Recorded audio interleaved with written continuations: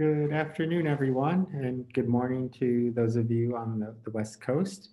Just want to welcome you all and say thank you for joining today's session. I'm Scott Fiaschetti from Geopath, as you probably know, today's session we're going to be talking about accessing the 2021 data in the Insight Suite. So we're really excited to show you that and more. There's a lot of updates that got pushed out last week, and we want to make sure everybody's aware of those specific updates. And to do that, I'm joined today by Brian Schopper, who's marketing manager here at Geopath, as well as AJ Chaffee, who's our marketing coordinator. So guys, if you just want to come on and say hello, we can. Hey everybody. Hi everyone. Cool. So they'll be helping out right along. Brian will be driving the walkthrough of the demo of the Insight Suite, and AJ will be monitoring questions as we go through. So just in terms of a quick review of our agenda for today. First, I wanted to, I know this wasn't necessarily on the invite, but for those of you who weren't able to join on Friday or even the session in January, I just wanted to give a quick update. I felt like it bears repeating. Just the 2021 forecast, because we're going to be looking at that data in the Insight Suite. I thought it'd be helpful to give a quick 5 minutes or so on, how we got to this forecast, how we were looking at current trends, past travel trends, and how that's informing the forecast. So I just want to make sure everybody's aware of that. And then we'll talk about how you can access the data in the Insight Suite, where the places are where you can grab the 2021 data.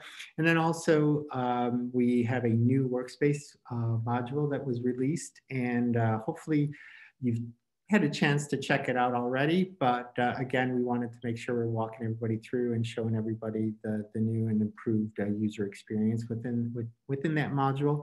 And then also a quick update on the mobility dashboard, because there's some new data in there as well. So as we go along, feel free to ask any questions. We'll do our best to answer them and try to answer them in context. So especially, as Brian's walking through the Insight Suite, if you have a question, we'll keep monitoring it and try to ask it right in the moment, so it's more relevant and it's contextually kind of where you're asking the question. In terms of the chat, if you can, please put your questions in the Q&A widget versus the chat, because sometimes we miss them when they're in the chat. So I'd appreciate that as well. And without further ado, I'm going to jump into the review of the 2021 annual forecast. And again, if you were on Friday's session, a number of these slides will look familiar. So as we were creating the 2020 annual forecast, this year is like no other, obviously, right? Because typically, as we create our forecast, and what we do create is a 2021 annualized impression number, right? And that's typically what we do. I say 2021, but that's always what we do. And monitoring and looking at past travel trends was always a stable way to do that. But again, like everything changed in March of 2020. But that said, we still need to understand past travel trends as well as current travel trends. So understanding 2020 and really understand how movement has shifted within each market and how the different trends within each market are impacting the overall kind of our overall forecast. And so just to show some of that data, this is from the Federal Highway Administration, some travel volume trends. And you could see, again, just what I was saying, this is an example over the past 8 years. And you could see the chart on the left, how volume had been steadily increasing over the past 8 years. And you could see, there's ups and downs, but the overall trend is upward. And then obviously you see last year with the massive dip, and then the recovery start to happen. What this does tell us, though, is that 2021, it's safe to say, is not going to be like other years. And we had to account for that and think about that as we were creating our forecast. So, but also as you dig deeper and I talk about markets, you look at the left and the right, so urban highways versus rural highways. So you can see that they both experience that dip, but not every market, not every area, not every roadway was impacted the same way. So you look on the left, and that delta is a little bit more of a delta between the 2020, 2019 as well as in the last year, whereas in rural areas, they've recovered a little bit more quickly. And that's a theme you'll see throughout some of the slides that I'm going to be showing. And as I look at average daily trips, some of our data, this is what a typical pre-COVID year would look like, right? You'd have your January and February typically be lower, and you have that increase through the spring and summer months, and then the dip below with your November, December kind of being on the lower end as well. So a little bit that seasonality in there. And last year, obviously, everything changed. So I don't know if you recall, January and February of 2019, it seems like forever ago, it was a really mild winter. So there was a lot of, we were tracking a little bit above the, average daily trips that you see in the blue line. But then again, everything happened, and you see kind of the March trips go down, and then we hit our low in April, and we started to recover. So these are some of the trends that we're looking at and what we're using as we're starting to look at the data and as we started to craft the 2021 forecast. And again, what does recovery look like? And, a lot of the questions we typically get are the 2021 forecast, are they COVID impressions, or do they account for COVID? And the answer is yes, right? We have accounted for that. And this is what we're estimating happening. So the blue line is obviously the pre-COVID monthly average. But what we're seeing is, and what we're forecasting is, the current trends that we're ending in 2020 will continue into the middle part of this year. And then based on vaccine rates, other trends that we're seeing in the markets, we expect the recovery to start to begin in mid-year, so around July, and it track towards the end of the year. We're not quite reaching there's still a bit of a delta between the pre-COVID and what we're anticipating. So we're, again, expecting the recovery to continue into next year. But again, as you dig down into different markets, the recovery is different. Some markets will have a greater recovery because you look at some of your larger, more urban markets. Again, this is an example from San Francisco. It's starting from a greater delta different. And I apologize, I keep saying delta, but the difference between the blue and the orange line are what I'm referring to. But you can see that recovery there's still, it's tracking through the year, but again, it doesn't reach the pre-COVID levels into the end of this year. But as you look in smaller, maybe some more rural markets, their recovery is much closer. They are pretty close already to pre-COVID levels. So you'll start to see that trend as well. And here's another smaller market, Boise, where the 2021 forecast is tracking closer to the pre-COVID levels. So some of the recovery is already occurring, and there's a lot less ground to make up in some of these other markets. So that's just a quick overview. I'll go check the questions, and I'll come back and answer if there's any questions specific to what I was just talking about. But for now, I just want to hand it off to Brian who talk about the Insight Suites update. So a couple of key things that I want to make sure, and I've talked about these quickly already, but these are some of the things that were improvements to the Insight Suite. So you now have the ability to toggle between 2021 and 2020 data in the Explore module. So we'll show you how to do that.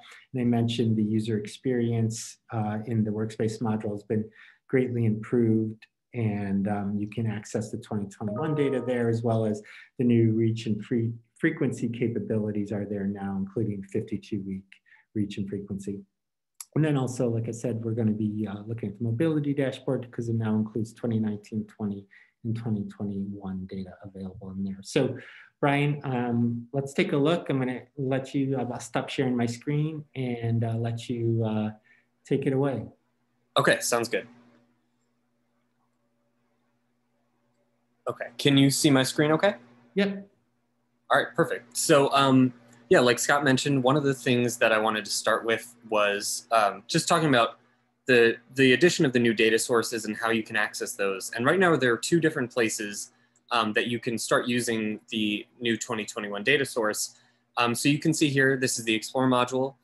If you're at all familiar with the Insights suite and you've used the Explore module before, virtually nothing else has changed except for the addition of this option in the top left-hand corner here. Everything else up here at the top is the same, it's just kind of been shifted over.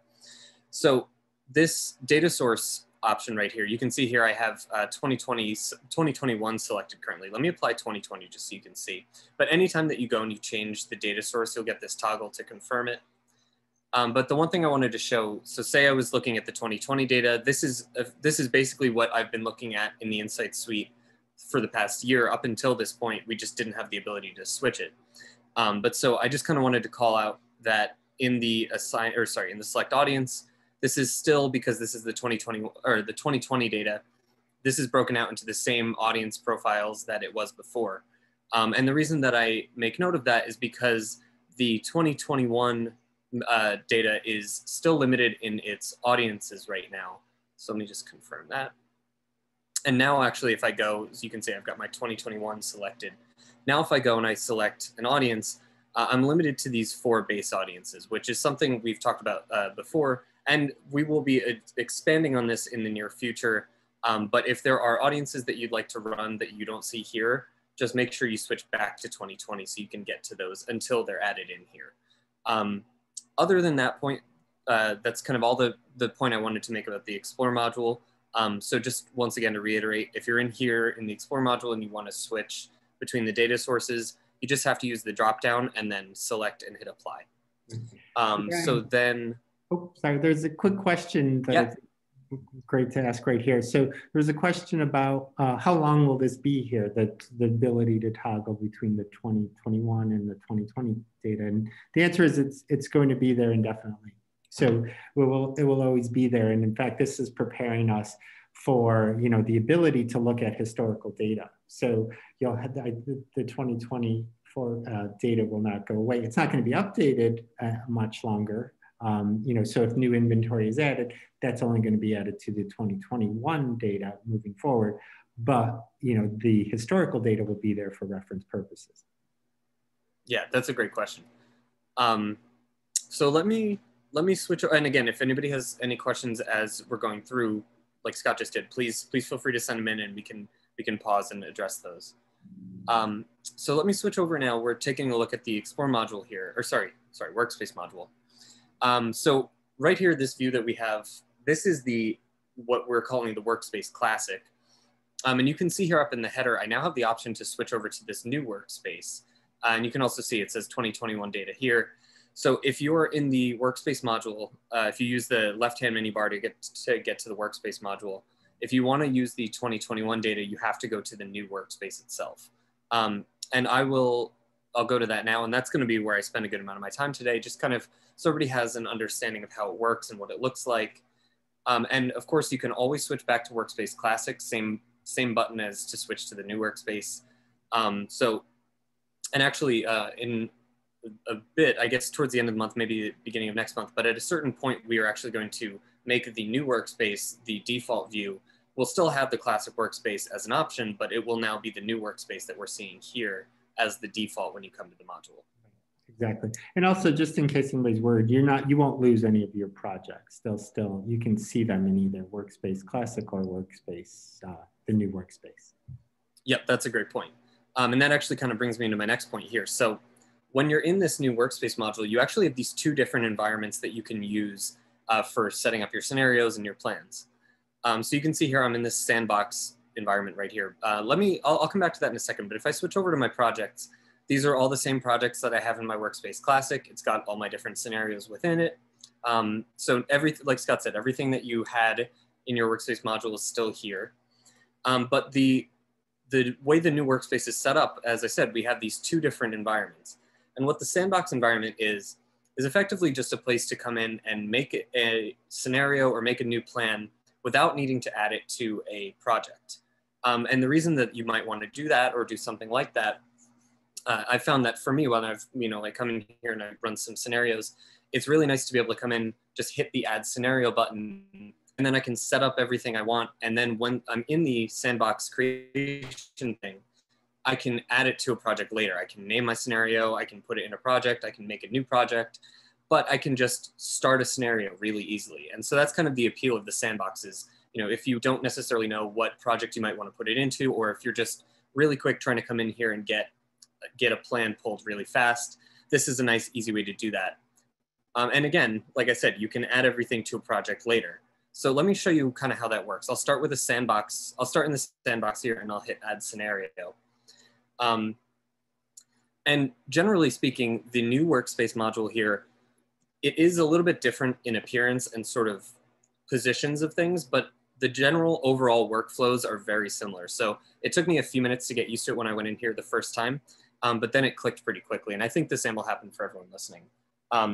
So one of the really interesting things that I like about this, and this is true for both the market plan and the inventory plan, this summary list right here is really useful because it's always updating based on what I've added to my plan. So every time I add an audience or a market or anything to my plan, it'll update and show over here on the summary, which is nice because you can see just a cumulative list of everything, but you can also use the summary to kind of clear out options that maybe you don't want. And I'll show that in a minute. But so let's start with the market plan. So just like in the Workspace Classic, I've got my audience, my market, I can add an operator, select a specific media type, and then I can select my amount of time for my campaign. And you can see actually in the new workspace, we can go up to 26 or 52 weeks. Once again, I can select for my delivery goals. I've got TRP, target and market impressions, or reach percent. All of this is virtually the same as it was in the Workspace Classic. And you'll see down here, actually, this project optional, scenario name optional, and scenario description optional. And this is where I can go and add things to my different projects. So if I open this from this drop down here, I've got all my different projects that I've already worked on. I can also make a new project from in here. I can name my scenario from within here. And actually, I believe later on, once I've even run my plan and gotten through that portion of it, I can still add it to a project later on. So you can go all the way through with the running of your plans and export and do everything you need to do and then add it later. So you don't need to set something up before you get right into the planning.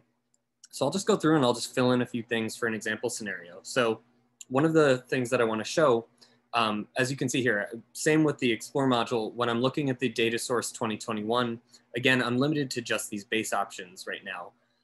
But I want to run a plan with a 2021 number and also a 2020 number. So I'm going to use this adult or persons 21 plus for my 2021 audience. So you can see we've got that added in over here, and it also has the data source in parentheses, which is always important, especially now that we have multiple data sources available. And as Scott said, in the future, we'll have the ability to look back at years of data. It's always important to make mention of and to know concretely what audience or what data year you're using, because it could make a difference. So just if you are using 2021, just make sure you're aware of that. So let me go in and I'll switch this back over to 2020. And you can see here, same audience categories as I've been using in the Insights Suite. I'm just going to go and add an age one just to keep it pretty simple, 18 to 34. That sounds fine for me. One of the new things about the Workspace Classic itself, I now actually have the ability to save an audience within Workspace. So say I had added, a couple different audiences to this, or I just wanted to save 18 to 34 as a quick audience for myself, I can now just hit save audience from within here. And now this is in my saved audiences. It should be down at the bottom somewhere. Yep, right there. And this was something that was only available in the Explore module previously. So I just wanted to make a point of saying that. So I've got my audience saved. I've got it here selected. So I'm just going to hit add selected. And once again, like I mentioned, in the summary list over here, you can see we've got our 2021 audience and our 2020 audience.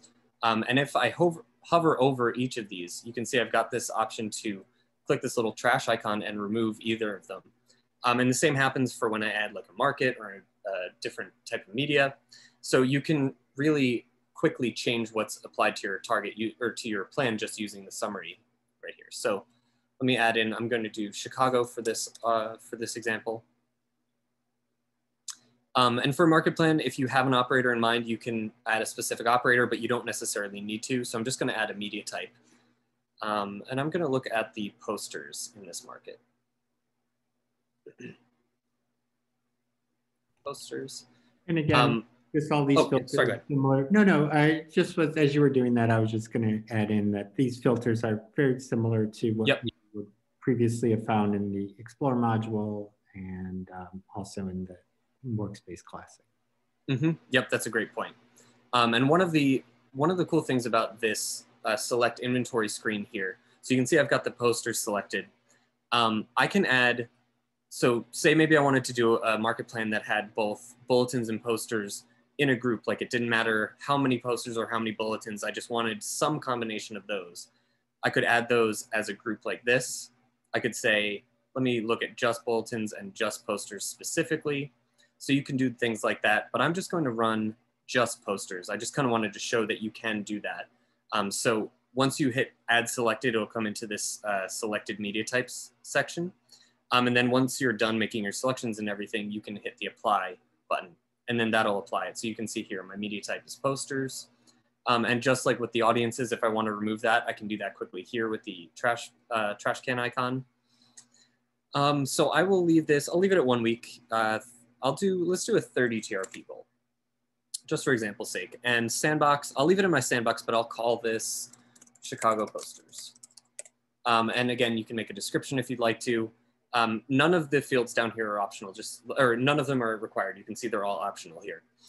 So last thing to do is just hit generate. Okay. And just like with the Workspace Classic, if you have multiple different plans going, each one will be sort of its own line, its own plan number. And you can see these are loading in. As this one's loading in, let me talk about a couple of the other, well, I guess that's done, that's fine. So before I open these up, there are a couple of things around the screen I want to make mention of. So if at any point you've decided you want to change what's currently applied to your plan, you can do that even after you've already run it. It's really easy to edit. So if you go to this slider icon, if you hover over it, it says parameters. It'll open up the same summary that you were seeing on the last page, and it'll also open up the ability to redefine your target. So either by audience, by market, by plan period itself, or you could tweak the goals for your market plan here. But what you can also do is you can use the filter inventory tab here and say maybe you wanted to change your mind about what media type you're using. Like maybe I wanted to use bulletins instead. I could go in and add those and then remove posters, and I could add different audiences and change that. So I have a lot of different things that I can change here and affect after I've run the plan using that parameters button there. I'm not going to change anything, so I'll just hit cancel. But once again, it's this parameter slider here. And also this other button right here, this customize columns button, I think I have everything added in already. So yeah, I do. So basically, if there were additional columns I could add to my view here, I could drag them in and rearrange. I mean, I could rearrange these ones if I wanted to. But so hold on, I'm going to move that back. That actually, I want to have that up close. So basically, you can just move things around.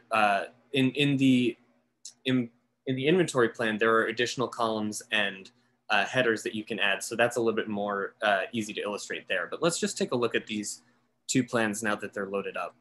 So you can see we've got our 2021 audience. Let's take a look at that. Okay, so this is telling us we would need about 46 posters in the Chicago market to get our 30 TRP goal against that audience. And just like with the classic workspace, if you want to take a look at the operators who have this media type in this market, you can just open up the operators drop down. So it looks like we've got these 4. And also, if I wanted to fine tune my plan a little bit, say maybe I was thinking I would just use fewer posters, or maybe I wanted a higher TRP level or something like that, I can click into either this required spots number or this TRP level here, and I can fine tune by typing in different amounts and letting it regenerate based on that. So that's something that you can still do. Oh, Scott, were you gonna? Yeah, just want to jump in. Can you open that screen again, just where you were? Because sometimes I know, sometimes when you're planning or in the market plan, you might want to start from a number of units. So like, I want to know what 50 posters in Chicago, you know, what TRPs, what reach, et cetera. gets you. So, so what you need to do is actually just, you run a report, based on whatever TRPs or reach, whatever goal you start with. But that becomes less important because it's really eventually, once you run the report, you have the ability to come in here and then use that project that you've set up in the way that you want to do it. So basically you can adjust the number of units here and then see what does that do to the reach net and frequency and reach percent, et cetera. So that's how that's the workflow for that type of scenario where you need to understand what does a specific number of units in a market do for you. You basically run it as a plan and then come in and start to adjust the number of units. Right, and if anybody is familiar with our legacy tool OPlan, there was something very similar. I mean, this market plan function here is effectively the evolution of OPlan and what OPlan became in the Insight Suite. Mm-hmm. But you could do something very similar to this in OPlan. So this is kind of in that same spirit. Mm-hmm. And there was another question came in, or more of a statement about, somebody's running, like if you need to run something for 6 weeks, or, I know we have 1, 2, 4, 8, 12, 26. Mm-hmm. In market plan, it is generic weeks, but as we move forward and show you the inventory plan, there's the ability to put in specific flight dates and things like that, which, which is that functionality is there, and you could probably do that same scenario in the inventory plan, hopefully. Yeah, that's a really good question. Yeah, so I guess one or two more things I wanted to mention here. So you can, it's always a good point to save as you're going along, because I think the tool asks you to save before you export anyway. But so it's always a good point to save. So what you can do from here, so this export button, you can just download this right to a CSV. And what this will do is it'll basically just give you a file that looks exactly like this. It might give you 2 files since it's 2 different plans. I believe it will. But what it'll do is it'll give you kind of a summary line just like this, and then it'll also tell you, 50 spots, that'll get you 33.207 TRPs, and it'll give you all this other information as well. So yeah, that's effectively the market plan in the new workspace. It does look a tiny bit different, but as far as sort of workflows and approach, I feel like it's very, very similar. It's at least very familiar. So I'm gonna head back to the sandbox now. And I could even, if I want to, I could just go into my projects here. But I'll start in the sandbox, and then maybe I'll add it to a project within here. But so I'll add a scenario again. And so to switch over and set up a market plan, or to set up an inventory plan, all you have to do is just click over. And you can see as I switch between, they're very similar, very, very little changes between them. So with the inventory plan, just like as it was in the Workspace Classic, again, you just kind of go through and fill in what's applicable for your plan, for the scenario that you're running. So I'll put together an example here. So for audience, I'll just stick with the 2020 audience so we can do that really quick. And again, I'll use that same 18 to 34 that I was using earlier. That's selected. One thing to make mention of, the inventory plan always defaults to have person 0+ as well. So if you don't want that to run, you can remove that. So I just did that with the summary list right there. So then the next thing I want to do is, let me go to the market. Let me add my market. I'll do Chicago again. And this is, if you've been in the Explore module and apply to market, you'll see that you'll get this same kind of pop-up. And this is basically letting me know that the assign market function is doing, or it has the option to do one of 2 things, or both of 2 things, I suppose. So by clicking yes for this, basically the initial thing that the assign market function does is it sets my audience base. So in this example, it set it to the Chicago DMA. So any in-market impressions I get come from Chicago DMA people. Anything that's out of market is anybody from outside the DMA. So that's the first thing that this assign market function does. And if I were to hit yes to this, I'd basically be saying, take that same audience base filter and put that on my inventory. So by saying yes, not only will I be looking at an audience base of Chicago people, but also my inventory will be limited to this Chicago DMA as well. So that's just kind of a long way to say, and you can actually see it here. So this targeted markets, that's what I was talking about with the audience base. And by saying yes for the inventory selection, you can see it actually added the DMA to my inventory filter as well. So basically that pop-up is just kind of saving you a step if you were going to do that anyway. So I've got my audience, I've got my market. Let me add in an inventory set, or let me add an inventory, and I'll kind of explain how you can do that. So there are 3 different options for adding inventory in here. So you can do it based on either Geopath spot ID or an operator spot ID. You can load it from one of your saved inventory sets, which is what I'll do in a minute. And then also you can use the filters themselves and go through and just kind of select inventory that way. So say maybe I wanted to take a look at, let's see what we have. Maybe I wanted to look at just digital bulletins and windowscapes or something like that. Or maybe I wanted to look at all digital units in the market, or even, another thing. Maybe I wanted to look beyond just the Chicago market. Maybe I wanted to look in a specific zip code or something like that. I could do that. And then this would, by using this filter inventory, this is kind of the evolution of a button that was in the Workspace Classic, but this basically just allows you to pull in all existing inventory based around whatever your filters are. So it's not looking at individual, it is looking at individual units, but it's not looking at a group of maybe 5 or 10 units. This could potentially be looking at hundreds or thousands, depending on what your filter is. But say you wanted to just pull in all of the filters in the market, or sorry, all the posters in the market or something like that, you could use this filter inventory to do that kind of thing. But like I said, I'm going to do Chicago. Let me see, I have a lot of Chicago. Yeah, let's do this one. So I'll apply this one. And this is basically just asking me, the inventory itself has a market associated with the inventory, but I know that it's also in Chicago, so I'm just going to say add as an individual for the DMA. And the reason that pops up is if you were to set, maybe I set Chicago as an inventory or as a market before, but then when I went and added my inventory, maybe the inventory set was actually in Los Angeles or something, not in Chicago. That pop-up at the end there basically gives me the chance to override that.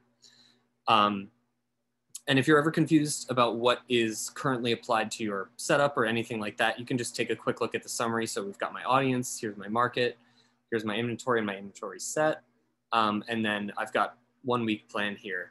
And this is actually where I can go and switch over to a specific flight dates if I wanted to. So before I do that, we've got the generic plan period and we've got all these week breakdowns. Again, in the new workspace and with the 2021 data, we also have the availability to look at 26 and 52 weeks. But if I wanted to look at specific flight dates, I can just switch that over there. And then here I can add in just either from the calendar or I could type it in. And I believe you can go back or forward pretty far if you wanted to for, if you had a long plan that you were just trying to figure out. Just for example's sake, I'll just do 1 week. And like I said earlier, I can add this into a project. So let me see if I have any example project. Sure, that sounds good. And then we'll just call this Chicago plan. And so you can see that kind of filled in over here as well. So just like with the market plan, if there's something I want to change later, no big deal. I can do that. I can do that, no problem. So don't worry if you have everything, like you can have something that you might want to change later. It's completely fine. You don't need to start a new plan or anything like that. So I'm just going to hit generate. And then with the inventory plans themselves, hold on a second. With the inventory plans themselves as they're running, sorry, that was, that was my mistake. I'm not sure why I did that. Let me just catch myself back up really quick. But one of the things I was going to say is as you go through and as you, I can just add my media. Sorry, 1 second. There we go. Add my inventory. And since, like I said, since the inventory, I'm not going to bother adding the, market again because the inventory itself has a market associated with it. You can see it pulled in Chicago there. So 1 week, that's fine. Yeah, this is fine. So I'll just hit generate. So yeah, sorry, that was my mistake. I must have had something not set up right. But the point I was going to make is once you have your plan running, it will now run here kind of in the background, and you'll see there's kind of a moving circle. It's a little hard to see, but there's a moving circle up in the notifications bar. You can also see it's in progress. These are all my completed plans. You can see had I named it, the name would be here as well. So it looks like it just finished up. So let me close this and let's take a look. Okay, so we've got our total impressions, target impressions. Let me just open this up and we can take a look. So a couple things I want to point out about here. A lot of this looks very similar to how the inventory plan looked in Workspace Classic. A lot of it's very, very similar. Before I even kind of go into the spots down here, I want to talk about, again, the parameters option and then the customized columns options up here. So like I said, if at any point you want to change whatever is applied to your either your audience or your market or anything like that, the inventory set, anything, you can use this parameters button right here. And this is what I just had open. But so again, it's got a summary of everything you currently have applied. You have the ability to redefine your audience or your markets, or also the plan period, and say maybe you had set 1 week, but you decided you want to change it to specific dates, you could do that. And again, just like as you were setting up with the creation screen before this, you have all these different options for how you can add in your inventory itself. So that's one thing I want to make mention of. And then another thing, like I said, the customized columns button. So this is a little bit more representative. So you can see I've got these so these 6 different columns here: plan, name, audience, market. But maybe there was something else I wanted to add in. Maybe I wanted to see, what's my reach? What is the index? How many total in-market impressions did I get? So I can just apply additional things to my header here. Oops. That went back. Hold on. And Brian, if you want those same column customizations to export, will that export as well, or do you need to also customize the column headers for that specific plan right there, like on the right side there? Like over here, you mean? Mm-hmm. I believe it'll export as you said it. And also, that's kind of a good point with the fact about exporting. Another point I want to make, so within the plan itself, let me scroll this over. Oh, hold on, let me scroll my whole page over. There's 2 levels of scrolling. So there's a lot of different columns in this plan itself. You can see all the way over to the edge here. But just with the customized columns up here where I could affect the summary line and all of that, I also have the ability to customize the columns within my plan itself. And I'll just kind of do a quick scroll through this so you can see there are so many different things that you can add to your plans here. So you can get very, very specific with what you have added to your different plans and all that. And some of it's not even, audience metrics necessarily. Like say I wanted to add the latitude and longitude and have a sense of that, and maybe I wanted to see what zip code it falls in. I could do that, and what is the media name? Really anything. So those are just kind of a couple examples. But now you can see. And when you add those columns there, and again, I'm teeing up some questions that we're getting from members, and I think it'd be a good time to pause and maybe go through a few of those. But just when you do export, does it ask you to save like it did in the old tool, or? Let me see. I believe it does. Oh, maybe not. It must not make me. So in that instance, I definitely recommend saving off, and just so you make sure that you have whatever the most recent changes you made to your plan, just have them saved before you export, because it's always a good idea. Right, exactly. It's always a good idea to save, and then just if you were tracking, basically just going up to the export dropdown and hitting CSV allows you to export that specific inventory plan as well. And then somebody had a question about, like, I have all my inventory in here. Can I map it out? How do I map it out? Yeah, I believe this should, let me just save again and just double check. So these should all be in Chicago. So let me just see. I'll hit the map button. Take a look. It take a second to catch up with me. Sorry, go ahead. And also too, you know, there's that feature, but also if you are in the Explore module and you have that set of units saved as an inventory set, you can also just map them out here in the Explore module as well. Mm-hmm. Yeah, definitely. So yeah, it looks like it's working. It's just taking a second to catch up. There we go. So I've got my 28 spots. They're all in this area. Here, let me clean this up a little bit. There we go. So we've got our 28 spots. You can see it brought over the audience that we had. It brought over the market that we had. And so, yeah, if you wanted to, you know, run an inventory plan and then either just kind of see how it looks, and you can make kind of a map of this if you wanted to. Yeah, so that's actually a great idea too. If you had, you know, an inventory set or an inventory plan that you just finished running, you have your report, you have everything you want, and maybe you just wanted to map them out and just have a visual to go along with it as well. You could definitely use that map it button. And just for anybody who doesn't know, if you're ever in the Explore module here and you want to export your map, and you can export your current view doing this. So if you go to the Actions tab and then Print View, you can just print to a PDF, and then it will print your map view. I think it prints your map view minus that right-hand bar, so it's a little bit bigger than it looks like it is. But yeah, you can print this out exactly like that and save it as a PDF. Okay.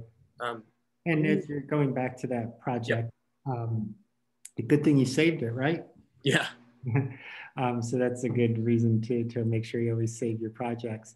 There was another question about combining audiences, and as it's loading in, I can even speak to it, but similar to the Workspace Classic, there's some level of cross-tabbing that you can do. So gender, age, you know, all of those kinds of things, like you would in ADS. Yeah, so I don't know if you can see over here, right. Like say, you know, an age and then age.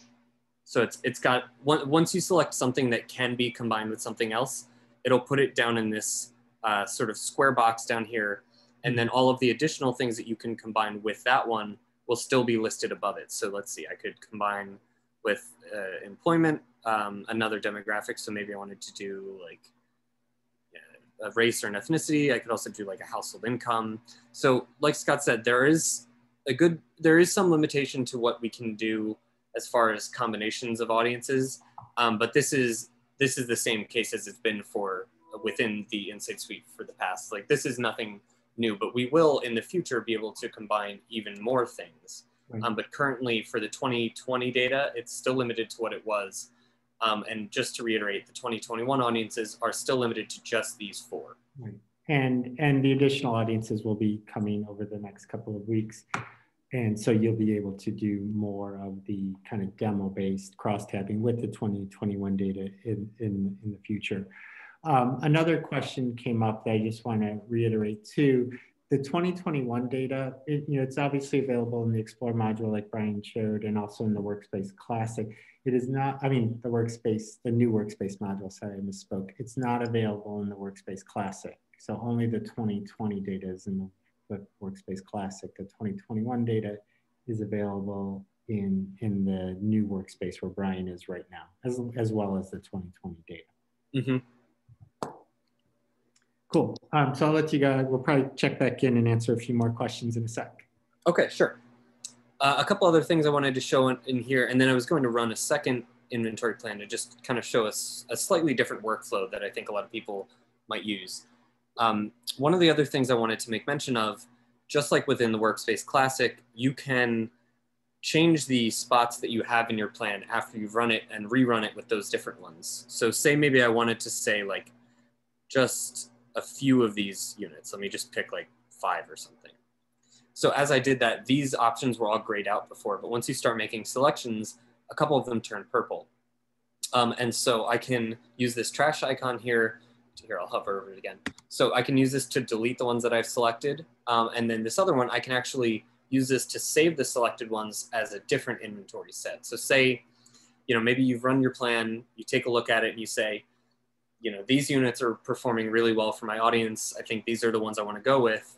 You can use the save as new inventory set to just kind of segment those off and just pull those off into their own group and run a plan with just those if you want to.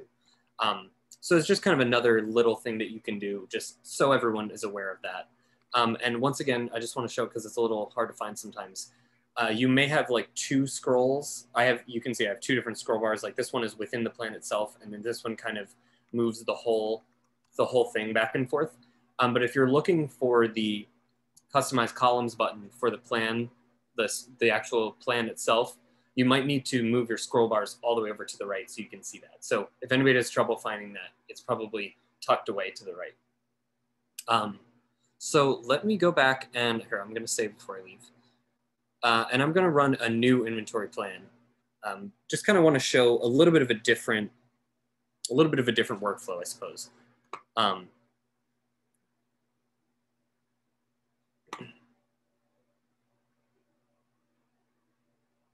Back to Sandbox.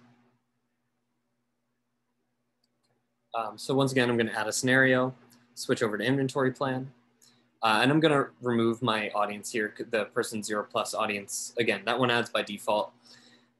So let me add in, I'll just keep it with that same 18 to 34, just for example's sake. So demographics, age 18 to 34, selected. Okay, so the inventory set that it's not saved as an inventory set. This group of inventory that I'm going to use, let me actually really quick just go and grab the IDs for it. I have a group of IDs here. Okay, grab my IDs. So I know I have my audience 18 to 34. I have a bunch of different IDs. I think it's like 10 or 15 IDs, and they fall across 3 different markets. But I want to run them all. I want to have 3 different plans. I don't want to have to, necessarily sort it. I don't want to have to go through the trouble of separating it all out. I want to just kind of bring them all in and let the tool do its thing and just see what happens there. So, like I said, I've got my audience 18 to 34. I'm not going to apply a market because, like I said earlier, the inventory itself has a market associated with it. So when you add your inventory, it will add a market, and you can always change that later if you want to change the market. But so I'm going to add my inventory, and I'm going to just paste in some Geopath spot IDs right here. We've got our 15, and then add apply selections. So I'll just hit add as an individual for the DMA because I know that this is in 3 different markets, and I'll let this do it at the DMA level. And you can actually see it pretty quickly auto updates. So you can see they're in Salt Lake City, Chicago, and Atlanta. And then I don't really need to do much else. I mean, I can set my, maybe I want to look at 4 weeks instead of 1 week, or, a set specific dates. I could do something like that. But as far as the sort of the major pieces of this, I think this is just about everything. And I can put this, I had tried to do this earlier and I forgot. So I have an example project somewhere. Yeah, example project, and I'll just call this multiple market.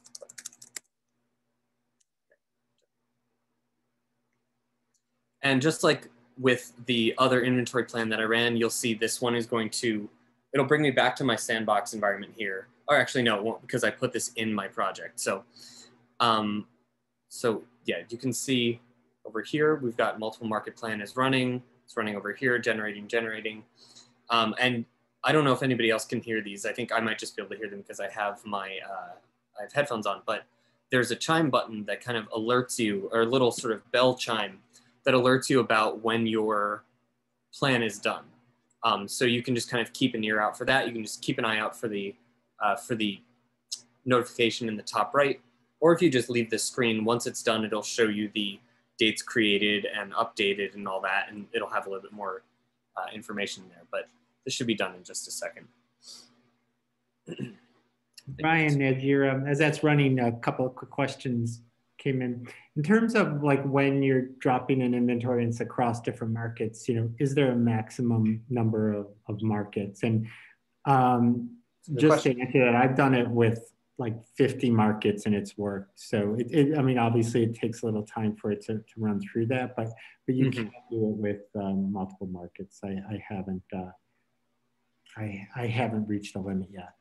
So yeah, that's a really good question. And like Scott said, I don't know. There probably is a limit, but neither of us have reached it.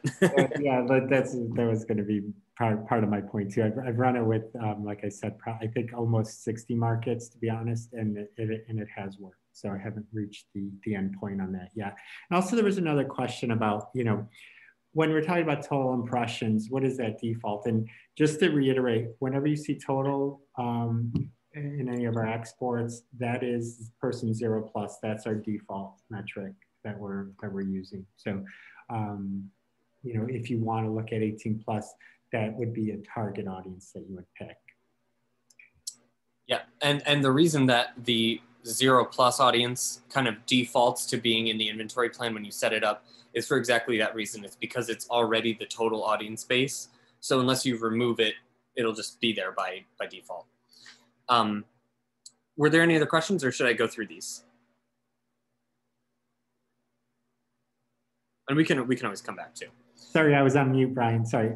There are more questions, but we're just trying to sort through answers, some directly, and we'll probably come back with some more for. Okay, sure. So I just kind of wanted to talk through this really quick. I mean, this is, when I open it up, it'll look basically the same as the other plan I already ran.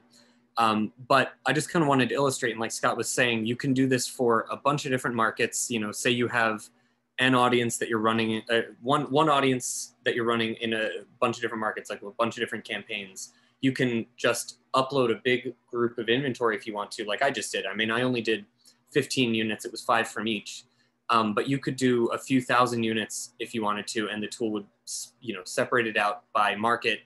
And then that way you don't really have to necessarily go in and do these individually if you don't want to. You can kind of knock all these out in a big group.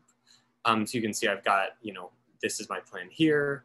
We can take a look, I think each of these. Yeah, so I've got my different plans. I've got, you know, if I wanted to add some different things in my columns, like maybe I wanted to see, I don't know, let's see ReachNet. Because that's an interesting metric. That's the actual individual number of people reached by the campaign. That's interesting. But yeah, so basically, I think this is about it for this plan that I wanted to show. And then when you go and you export this as a CSV, I'll do it. I don't know if it'll yeah. So another thing I wanted to make mention of, in addition to your inventory plan generating in the background, if you have an inventory plan that's either larger or it's got a few different things in it, like this one does, that'll work in the background. And then you can see here, actually, it just finished. So I have the option to download the zip file from here, download zip. So you don't ever really have to worry about if you've missed it or not. Like if it went into your downloads folder and you didn't notice it, it's still here. It actually won't auto download it. It'll just be right here, but I can download the zip now. And it should be 3 separate files labeled 1A, 2A, and 3A. But yeah, I don't know. I think that was about it for the inventory plans and for the workspace itself. Scott, should I jump over to the dashboards? Yeah, why don't we do that, and then we could try to answer any last few questions that there are have come in. We are trying to get to everybody's questions, so apologies. We may need to just follow up afterwards on Geek Out with if we don't get to everybody's questions. So.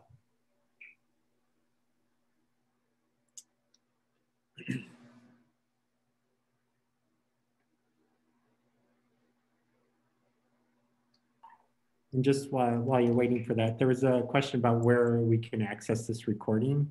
And it'll be available on our YouTube channel as well as on our website in the Geek Out tab. If you scroll down to out of home office hours, it should be there within the next, typically in the next few hours. Mm-hmm. Yeah, by the end of the day. Yeah. Okay, so this is the daily mobility dashboard. Scott mentioned a little bit at the beginning. There's been a bit of a change to this sort of the format of the data itself, I suppose. So here, you know, let me pick like a couple markets just so we can. I'll pick like New York, for example, just so we have a market to look at.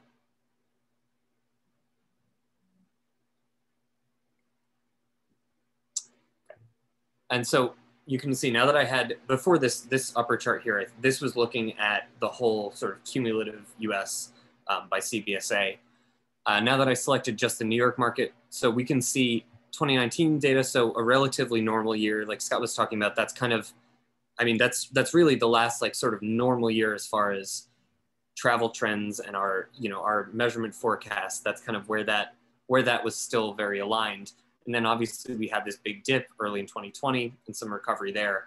And so you can just kind of see just a little bit of the early trends in the sort of beginning part of 2020 here, 2021, sorry. So you can see that's available here now. So this is the median miles traveled for the whole year. This charts out the whole year, but, and then down here, we can look at the daily total median miles. And so this chart, and I believe the chart below it, if you are combining like, or comparing a few, there, let's just click another one. Oh, I believe it's, hold on, command click. Let's pick a couple different markets so we have a few different lines to compare. Yeah, so I guess this is the national. Yep, exactly. And Brian, I just wanted to just go up to the top part again. And one of the things, you know, AJ actually just sent out a newsletter with weekly updates, and this should look familiar because that's how the new reports are. And one of the reasons we were able to, you know, as we talked about as we were retooling our mobility reports that we were typically putting out, we wanted to allow people to have the ability to compare across different years, because to some extent to what you were saying, right? As you look at 2020, it's a very unique year, obviously, right? And we want you to be able to have two sets of data to really see how 2021 is tracking again. So hopefully you're finding this useful, this table and the data that's in this dashboard as well. So, but that was one of the key changes that occurred, obviously, from the 2020 dashboard to the 2021 dashboard. And there was a question about, I think earlier in the session that came up about, you know, comparing, you know, 2020 data to 2021 and wanting to see COVID adjustments. Well, the impression variation dashboard, if you're looking at the 2020 data, allows you to throughout last year to compare kind of what the variation was. That impression variation dashboard for 2021 will be released. We're tracking towards March 22nd for that data to come out and be used against the 2021 forecast. So you should have the ability to look at that and see how the forecast is comparing to the observed data as well. So hopefully that helps answer that question. If I didn't quite articulate or get if I was misunderstanding the question, please feel free to reach out to us on Geek Out with that.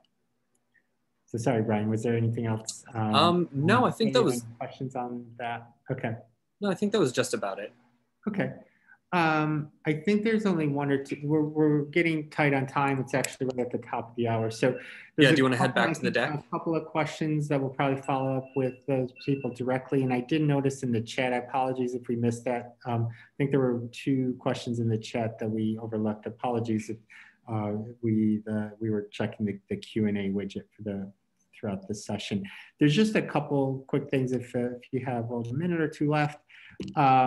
Want to let everybody know, is everybody seeing my screen? Brian, are you seeing my screen?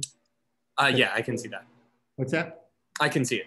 Okay, great. Sorry, I just did it really quick. I just want to make sure everybody's aware we're going to be doing a new series, a new out-of-home office hours series focused on measurement and methodology. We just wanted to take a step back and make sure everybody has a nice grounded understanding of our methodology, of all the basics of media measurement, et cetera. So we're throughout this next year, we're going to be doing multiple sessions on the foundations of measurement, our methodology, what are factors that impact impressions, and just much, much more throughout the year. The first session we're going to start off with is Wednesday, March 31st. We'll be sending out more information on this with an invite. But this really starts at the foundations of media measurement. So it's just a quick refresher on some of the core aspects of media measurement. So what's a TRP? How do we get to reach and frequency? When we're talking about audience composition, what does that really mean? So some of the really core foundations, this is a great refresher for anybody if you want to just, check in and just get a reminder on some of the stuff, or if you're new to the industry, new to planning, et cetera, this is a great session for that. And as with all of our sessions, we're going to do it, record it, and we'll post it to our YouTube channel as well. And so I just see a note about sending this recording out. So this will be on our YouTube channel as well as on our website as well. And here's a screenshot of where you can get this session and any of our other ones. It's you go to the Geek Out tab and scroll down to the Out of Home Office Hours section. And the 6 most recent will always be thumbnailed there, but if you see it says, or click here, if you click there, it'll take you right to our YouTube channel as well. And again, apologies if we didn't get to everybody's question, and we tried to answer the questions as best as we can. If we didn't get it right, or if you still have more questions, feel free to reach out to us at geekout@geopath.org. We're always happy to help out and answer any questions you might have. So thank you everybody for joining. I know we're a minute or two over, but there's definitely a lot to cover, a lot here, and we appreciate all the questions. That makes these sessions much more interesting, and makes them more custom to what you all need. So hopefully everybody got a lot out of the session. And like I said, if you do have more questions, reach out to us at geekout@geopath.org. So thank you, Brian. Thank you, AJ. Thank you everybody for joining. And we'll just sign off and have a great day, everyone. Thanks, everybody.